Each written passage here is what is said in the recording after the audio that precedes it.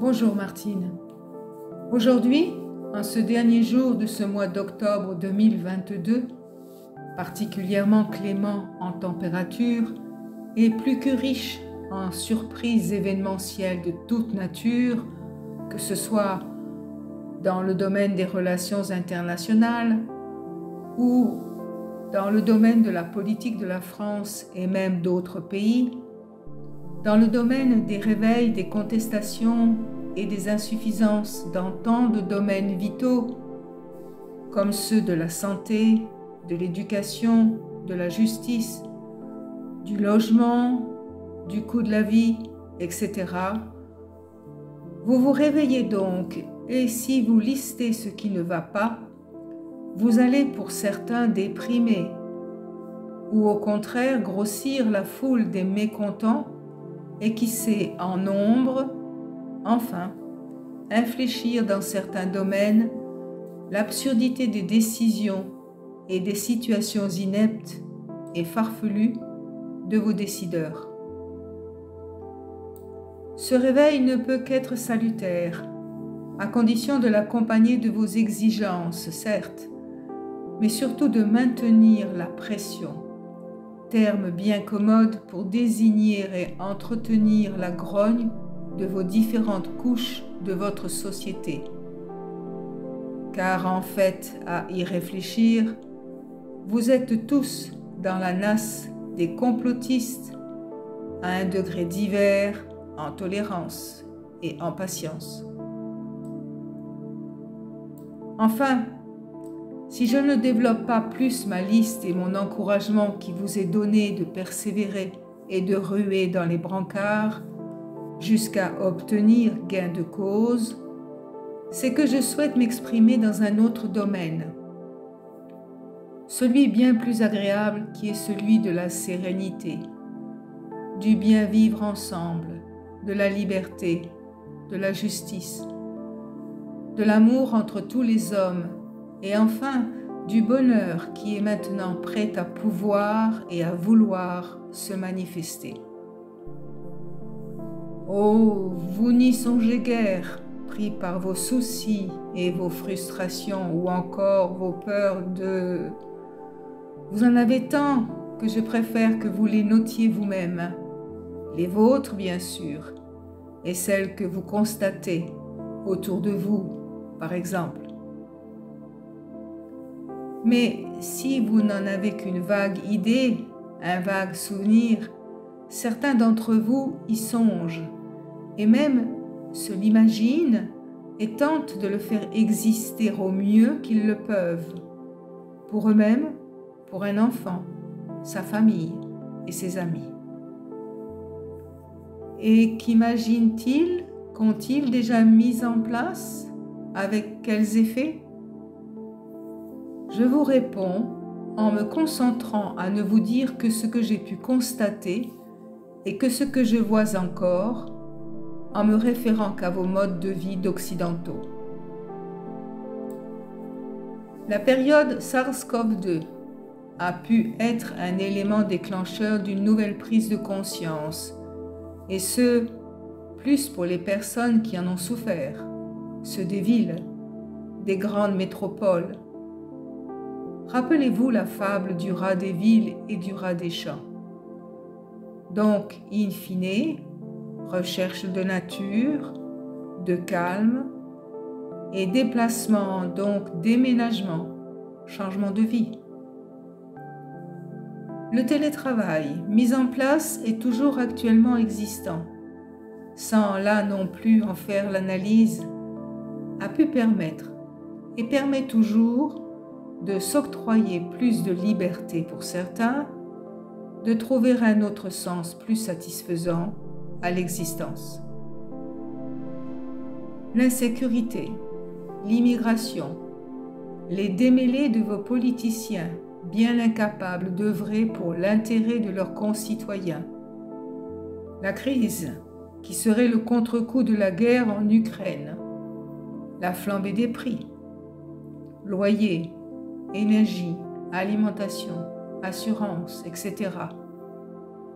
La violence à tous les niveaux, les incivilités, les scandales dans toutes les couches de la société, etc., font ressurgir un besoin impérieux de se soustraire à tous ces dangers, à tout ce qui peut nuire à son propre équilibre et à celui de sa famille. Donc, fuite en avant, remise en question globale, y compris dans le domaine de l'orientation professionnelle ou dans le domaine sentimental, et aspiration à se développer, à s'épanouir, enfin, en un mot, à être heureux, à goûter au bonheur de vivre sans stress, sans peur et sans risque. Voilà en fait l'orientation d'une partie de votre société, celle qui en a les possibilités de se démarquer de la sorte et qui peut, oui, elle pourrait en témoigner, vous dire qu'elle a eu raison de franchir le pas et qu'elle ne le regrette donc pas.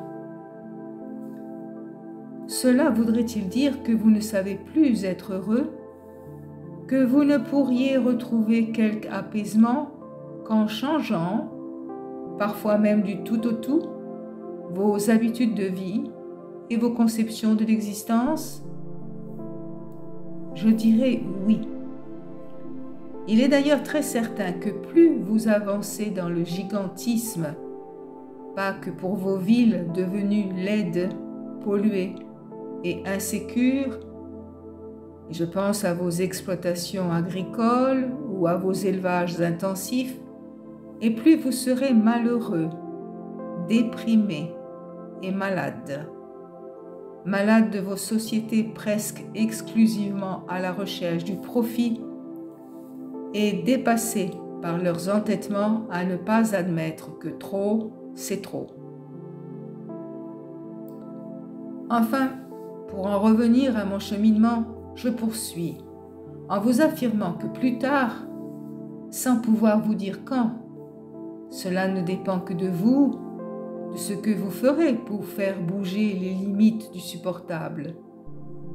Vous construirez harmonie et joie de vivre qu'en vous rassemblant en petites ou moyennes communautés d'intérêts communs et en élaborant vous-même et pour vous-même vos règles de vie.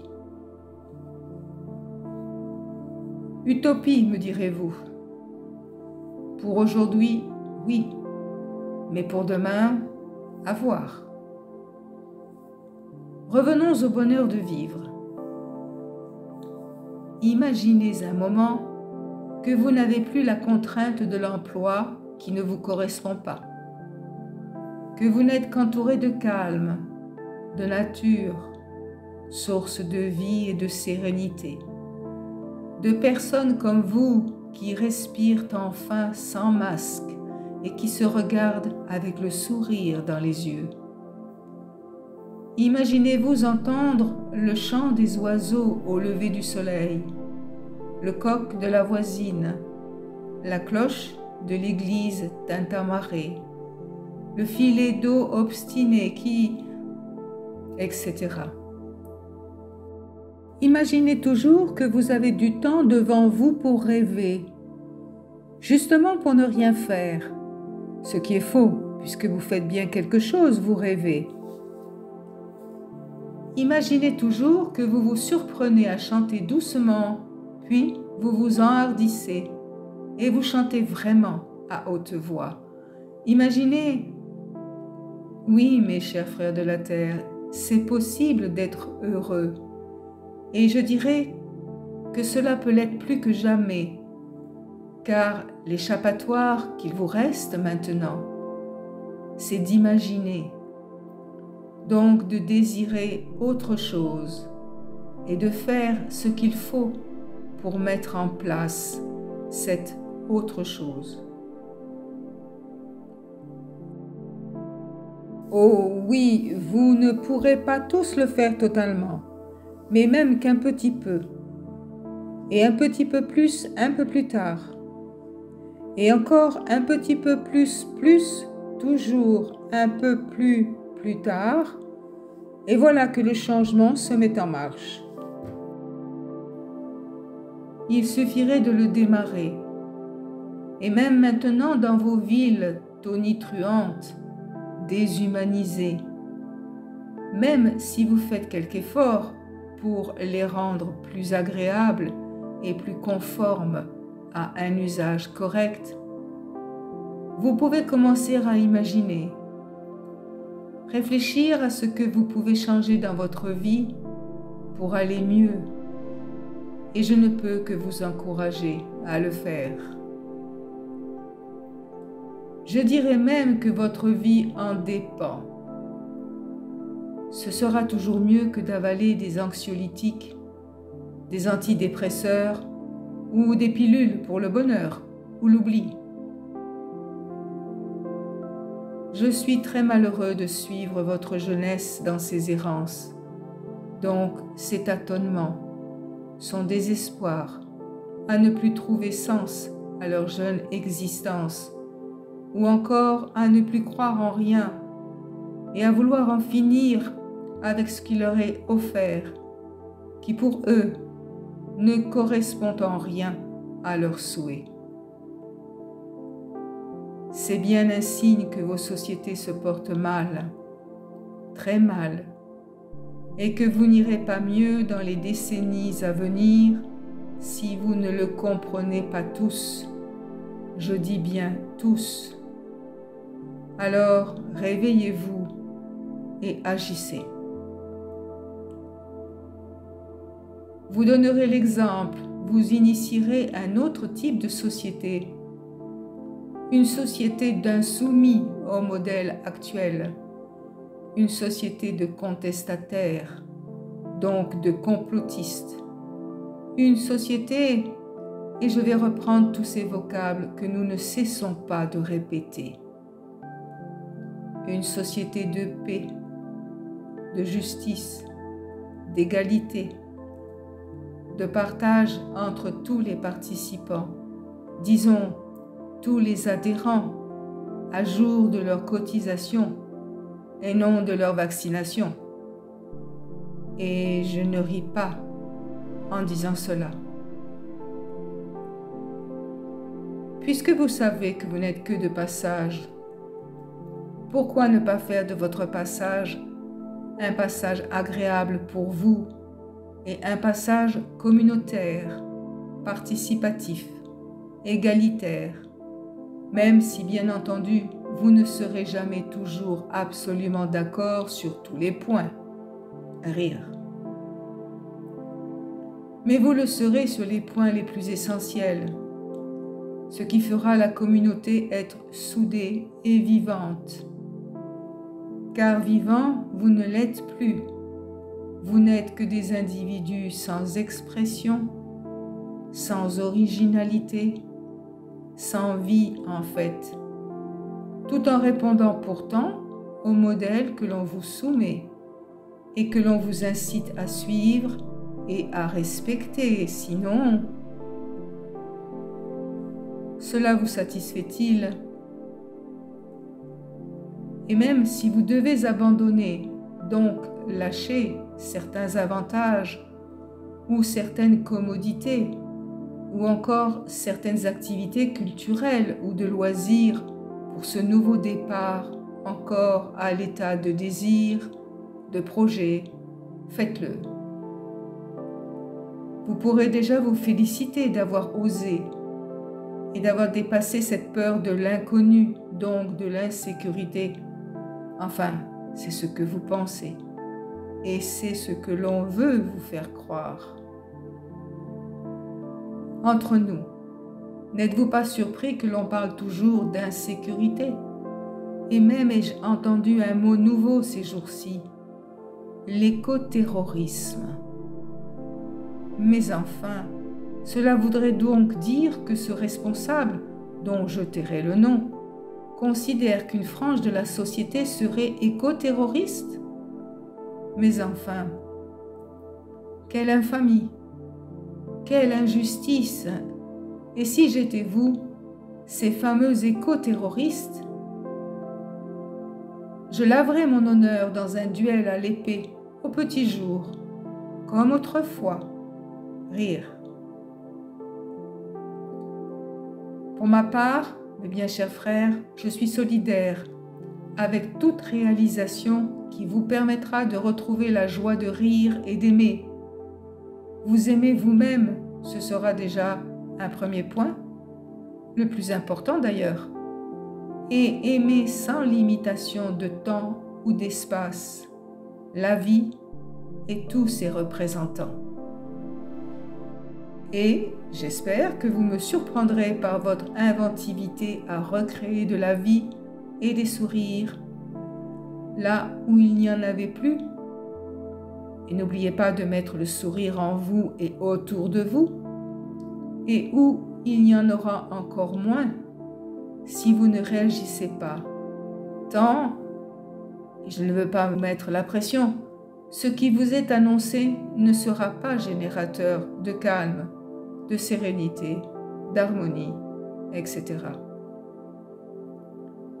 Alors, puisqu'il en sera très certainement, mais je ne suis pas devin, et même un devin, ce qui est annoncé, et même puisque je sens très bien que rien ne va plus, un peu comme à la roulette, je joue, non pas ma dernière carte, mais le bon numéro, et je gagne, car je ne peux que gagner à vouloir modifier ma vision de mon existence en y incorporant des œufs en neige comme en cuisine pour assurer légèreté à la pâte, joie, nouveauté, donc changement, convivialité, fraternité.